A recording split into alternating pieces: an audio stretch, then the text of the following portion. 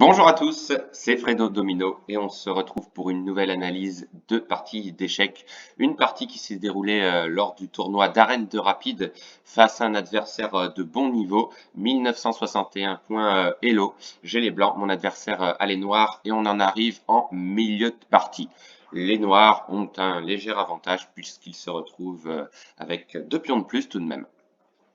Mais dans cette position, certes, j'ai un jeu qui est assez dynamique, malgré tout, mais en même temps solidement défensif. Donc j'alterne les deux en fait dans cette partie, mais quand même les blancs sans erreur devraient remporter cette partie. Mais je voulais vous montrer cette position parce que elle est très instructive au niveau des échanges de pièces. Essayez de gagner un temps sur l'adversaire en fait pour on va dire, une position égale au niveau du matériel, c'est-à-dire un coût intermédiaire. Voilà, c'est vraiment le thème que je veux aborder avec vous, c'est les échanges intermédiaires, soit par un échec, ou soit voilà, un sacrifice de pions ou sacrifice de pièces pour en gagner une autre en compensation et avoir peut-être un avantage matériel. Donc c'est ce qui s'est passé dans ce cas de figure, mais ça a été loin d'être évident. Et évidemment, si on analyse tous les meilleurs coups de Stockfish 8 dans cette position, forcément les noirs gagnent parce que voilà, tout simplement à un très haut niveau, lorsqu'on se retrouve même avec 2 pions de plus, voilà, le joueur qui a ces 2 pions de plus remporte la partie. Mais voilà, avec des humains, c'est tout à fait possible d'erreur, comme ça a été le cas ici. Donc dans cette position, en fait, les noirs ont doublé les tours sur la colonne A, et donc moi j'ai pas trop le choix en fait, c'est de prendre la tour en A2 pour éviter voilà des menaces qui pourraient créer un clouage de la dame avec le roi. Alors certes, il est possible de défendre, mais le problème c'est que mon cavalier est attaqué par le fou. Et en fait, c'est la seule pièce qui peut défendre cet éventuel clouage dame-roi par la tour. Donc, je n'ai pas trop le choix. Évidemment, il y a mon fou qui est bien placé. Il pourrait revenir en A1 pour prendre la tour qui m'attaque, certes. J'ai pas analysé en profondeur cette position, mais voilà, il y a vraiment plusieurs coups possibles. Mais le meilleur, de loin, c'est de prendre la tour. Voilà, la tour en A2. Ensuite, évidemment, les noirs reprennent. Et là, on s'aperçoit qu'effectivement, je peux attaquer le pion. Alors certes, c'est le meilleur coup, hein, je vais le faire, je m'en prive pas. Je prends le pion. Et mon adversaire a peut-être pas trop réfléchi en jouant un peu vite, puisque Stockfish 8 donnait comme coup Dame D7 ou alors un autre coup possible Dame D8 permettant de défendre voilà, et d'éventuelles menaces. Alors je ne sais pas pourquoi c'était forcément le meilleur coup, mais en tous les cas le coup des noirs joué et n'est pas le coup de Stockfish, hein. C'est tour prend pion. Et tour prend pion, il y a des coups très difficiles que j'ai réussi à trouver en fait dans cette position. Et dans celle-ci, principalement, je vais vous demander de me trouver quel est le meilleur coup pour les blancs. C'est vraiment pas évident, mais voilà, j'ai tenté mon va-tout en fait pour pouvoir essayer de créer un réseau de maths. Donc je vous laisse mettre sur pause pour essayer de trouver le meilleur coup des blancs et on se retrouve tout de suite pour la solution. Donc j'espère que vous avez eu quelques idées. Eh ben, il ne faut pas lésiner sous les moyens. J'ai évidemment constaté que mon cavalier est attaqué, mais où il peut aller? Il peut pas aller, il peut pas aller bien loin puisque toutes les cases sont contrôlées. Donc je ne vais vraiment pas m'occuper du cavalier. Voilà, une case qui est pas très belle, c'est d'aller dans le coin en A1, mais là il ferait vraiment pitié d'aller ici puisque tout simplement il y aurait des attaques hein, très dangereuses avec tout simplement pion B3. Donc c'est vraiment pas l'idée, la partie serait perdue. Donc plutôt que de me concentrer sur mon cavalier qui est attaqué, bah, je vais moi-même créer une contre-attaque, c'est de prendre le cavalier. C'était le coup de Stockfish que j'ai trouvé. Pourquoi j'ai pris le cavalier? Bah tout simplement parce qu'après j'ai l'idée d'attaquer la tour. Alors certes, les noirs ne sont pas fous, ils vont capturer le fou avec le pion. Mais j'ai décidé de prendre le cavalier pour une autre raison. C'est pour éviter tout simplement un coup qui serait ici assez dérangeant pour moi. Cavalier qui viendra en défense, quoi. Qui viendra en défense. Et par exemple, je pense à cavalier voilà, G5 qui attaquerait ma tour. Et franchement, c'est un peu dérangeant parce que ma tour n'a plus beaucoup d'espace pour se dégager d'attaque en fait. Il ne peut pas prendre le fou qui est protégé par la dame et il ne peut pas aller non plus en F5. Il n'a en fait plus beaucoup de cases de fuite si ce n'est la case F2 au cas où le cavalier irait en G5. Donc vraiment, c'est sacrifier la baraque. Donc bah, c'est pas un sacrifice finalement puisque je prends une pièce qui la reprend ensuite avec pion E4.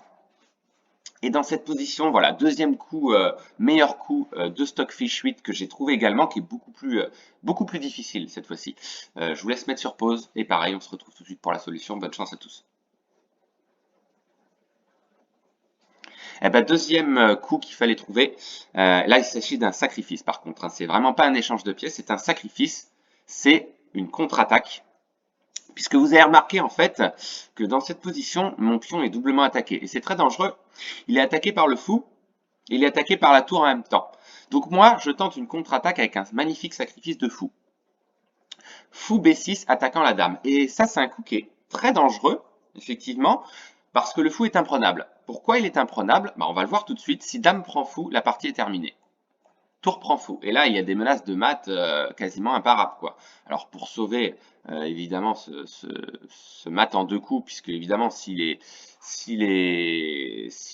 noirs font un coup stupide en prenant le cavalier, évidemment, il y a un mat en deux coups, avec dame F7 échec, seul coup possible pour les noirs, roi H8, et ensuite, on peut mater de plusieurs façons possibles.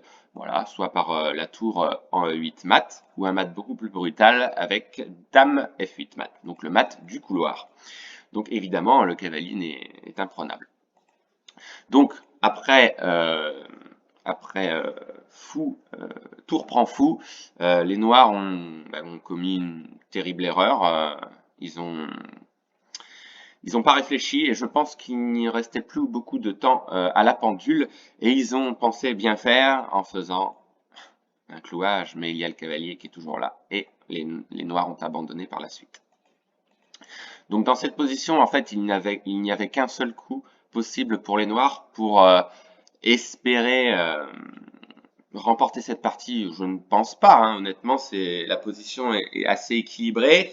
Mais malgré tout, les noirs ont un jeu dynamique et un pion passé ici qui est très dangereux, quoi. Et le cavalier n'a quasiment aucune case de fuite, certes, mais moi je peux tenter en fait dans cette position une succession d'échecs perpétuels. Alors, comment ça va se passer? Bah déjà, il fallait trouver le meilleur coup pour les noirs, pour au moins sauver la position. C'était de surtout pas prendre le cavalier ou de jouer le coup stupide des noirs, qui est une gaffe là, hein, puisqu'il donne un gain de matériel sans compensation. Il fallait jouer un coup subtil dans cette position, c'était pion H6 pour éviter voilà, bah, le mat du couloir, hein, tout simplement. Et là, la position est équilibrée. Alors effectivement, il peut y avoir une succession d'échecs perpétuels. D'ailleurs, on va voir ensemble l'analyse de Stockfish dans cette position. Donc, il y avait soit le coup H6, ou il y en avait un autre, H5. Les deux coups sont possibles, mais le meilleur quand même, c'est pion H6. C'est un peu plus dangereux d'avancer de deux cases parce que s'il avance de deux cases, on peut faire échec. Le roi vient ici, puisque c'est un des seuls coups possibles. Là, je peux faire tour échec, il vient ici, et ensuite il y a un mat. Voilà, donc c'est très dangereux. Il vaut mieux jouer pion H6. Et sur pion H6, bah, il y a une succession d'échecs, hein, je pense. On va voir ça ensemble. J'ai pas analysé le jeu. Donc la seule coup possible pour les noirs, roi H7. Et ensuite, le meilleur coup, on va pas s'intéresser au cavalier qui est attaqué. Ça paraît incroyable. Puisqu'en fait, bah, il n'a quasiment aucune case de fuite. Donc on va le laisser, ce cavalier. Et on va jouer pion G4. Je vais regarder d'ailleurs si Stockfish aurait proposé ce coup. Alors je peux me tromper, hein, effectivement.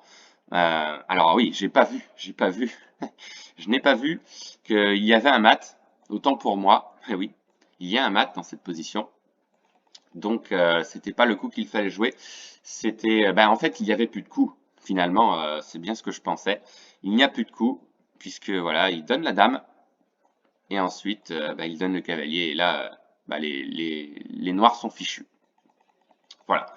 Donc en fait, à partir de cette position où les noirs ont commis une terrible erreur sur dame prend fou, la partie est perdue en fait, tout simplement.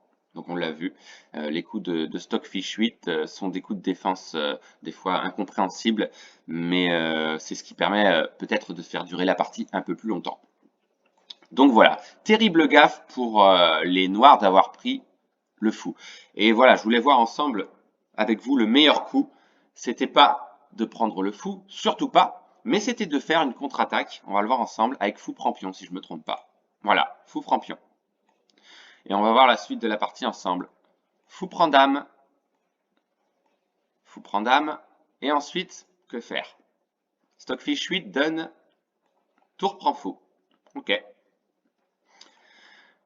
Qu'est-ce qui se passerait si tour prend fou F1? Bah, évidemment, si je prends F1, c'est une grave erreur, puisque tour prend fou. Alors certes, on a deux pièces chacun, mais il a deux pions de plus, et la partie est gagnante pour les noirs sans erreur. Donc effectivement, il fallait prendre le fou ici. Et là, la partie est équilibrée maintenant, je pense. Je pense, puisque je me retrouve avec une pièce de plus. Et on peut voir la suite de la partie ensemble. Bon, on va voir quelques coups. Donc là, mon cavalier, du coup, est sauvé. Alors effectivement, il y a un coup incroyable là de Stockfish. Je vois fou D6. Étonnant. Donc il ne se préoccupe pas du cavalier. Donc là, on donne une pièce en fait directement pour récupérer un pion à la place. D'accord. Ok. Tour échec.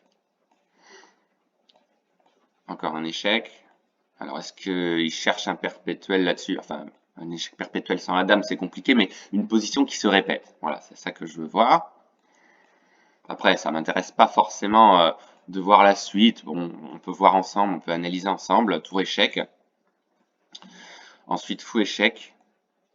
Et moi, ce qui m'intéresse de voir, c'est est-ce que le pion ira promotion à dame. C'est ça que je veux voir. Ok, donc là, il y a plusieurs coups possibles, visiblement. Ouais, moi, voilà, la position est perdante. La position est perdante. Là, je suis obligé de prendre. Donc voilà, promotion à dame, je suis obligé de prendre. Donc la position est perdante. Ils ont un fou de plus. Alors on peut peut-être sauver la nulle quand même, hein, par échange forcé de tour, mais je ne pense pas. Hein. Les noirs gagnent. Avec un fou de plus, les noirs gagnent. Je pense quand même. Sans erreur. C'est une partie qui serait probablement qui se terminerait par un mat, peut-être en 60 coups, en 50 coups, je ne sais pas. Mais voilà, le coup qu'il fallait trouver, le coup clé qu'il fallait trouver, on va revenir en arrière. C'était une contre-attaque pour gagner la partie. Mais après, c'était compliqué quand même de voir ça. Hein. Il faut vraiment avoir un haut niveau pour trouver ça, c'est-à-dire dans cette position. Parce que n'importe quel joueur, autre joueur que moi, bah, aurait envie instinctivement de sauver le cavalier. Mais c'est vrai que si on sauve le cavalier, il peut y avoir de nombreuses attaques. Alors je vois ça, effectivement, le meilleur coup de Stockfish 8, tour des deux. Mais moi j'en vois un autre qui est pas mal aussi, c'est le pion. Parce que, ah oui, Stockfish 8 veut carrément sacrifier le pion. D'accord. Bah, c'est un peu le même schéma qu'on a vu tout à l'heure finalement. C'est de récupérer le pion ici. Voilà, c'est exactement la même chose. Alors, il y a un coup de roi d'abord. D'accord. Un coup de roi d'abord. Ouais, non, pas forcément. Voilà, tout fou prend pion. Ok. Donc, voilà, une variante à peu près similaire. Donc voilà, on va revenir à la position de base quand même. Très important. C'est ici. C'est à partir d'ici, hein, en fait. Voilà. Tour prend tour. Ensuite, il reprend. Donc, on va pas s'intéresser au coup de Stockfish tout de suite, mais au coup que mon adversaire a joué, puisqu'on a analysé ensemble la partie. Et effectivement, avec la contre-attaque du fou prend pion, les noirs gagnent la partie. Voilà. Et là, la terrible erreur, vraiment, fou, dame prend fou. Et là, la partie est terminée. Voilà, on va voir ensuite d'ailleurs ce qu'ont joué les noirs. Il me semble qu'ils avaient joué, ils avaient commis une erreur, ils avaient joué ce coup-là, qui est une terrible erreur. Alors on n'est même pas obligé de prendre la tour maintenant, on peut faire directement un mat ici. Mais voilà, donc pour cette analyse, donc intéressante. Donc tour prend fou, et les noirs donc ont commis cette erreur, qui n'aurait pas changé grand-chose. en fait, qui n'aurait pas changé grand-chose, parce que là, enfin, la partie est terminée, hein, comme on l'a vu, hein, on peut revoir ensemble, mais la partie est terminée. Ils sont obligés de donner du matériel. Là, c'est impressionnant, ils donnent carrément la dame. Et ensuite, ils donnent la tour. C'est terrible. Pour que Stockfish 8 donne 2 pièces, c'est que vraiment, il n'y a rien à faire. Donc voilà, j'espère que vous avez aimé cette vidéo. Donc vraiment, les 2 coups les plus compliqués en fait à trouver, c'est de prendre le cavalier. Pourquoi, hein, je vous ai expliqué tout à l'heure, voilà, il y a des attaques, si on laisse le cavalier actif, il peut venir en G5 par exemple. Donc là, évidemment, pion prend fou. Et ensuite, encore mieux, sacrifice de fou. Donc franchement, je suis très content d'avoir trouvé ces meilleurs coups parce que vraiment, c'était loin d'être gagné. Et effectivement, si les noirs avaient trouvé le coup intermédiaire fou E2, ils remportaient la partie, mais voilà, sur du long terme. Sur du long terme. Mais ils ont vu qu'à chaque fois, je trouvais un moyen de donner la pièce. Donc, au bout d'un moment, les noirs se sont dit, ben, il y en a marre, je vais prendre la pièce pour calmer ses ardeurs. Mais enfin, ça n'a pas été le cas. Ça a été un piège tendu à mon adversaire. Voilà.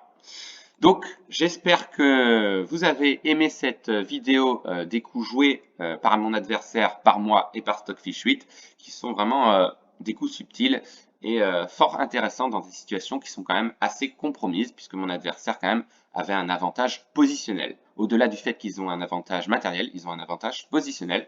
Donc j'espère que vous avez aimé cette vidéo, hein. Pour ceux même qui débutent aux échecs, c'est toujours intéressant de connaître voilà, des coups de contre-attaque en fait qui mènent à la victoire parfois, ce qui a été le cas ici.